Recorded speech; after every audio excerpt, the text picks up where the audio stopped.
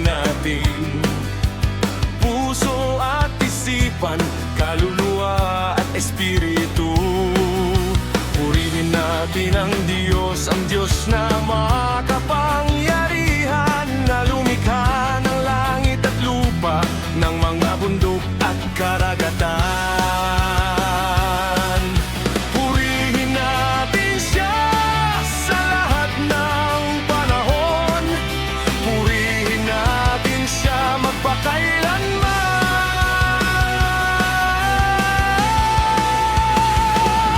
Sayawan natin ang Diyos at ilundag ating mga paa, ipalakpak ating mga kamay sa pagpupuri sa pangalan niya. Sayawan natin siya at sumigaw sa pag-awit ng pagpupuri sa Kanya. Itaas ang ating mga kamay sa pagsamba, dahil siya ay banal.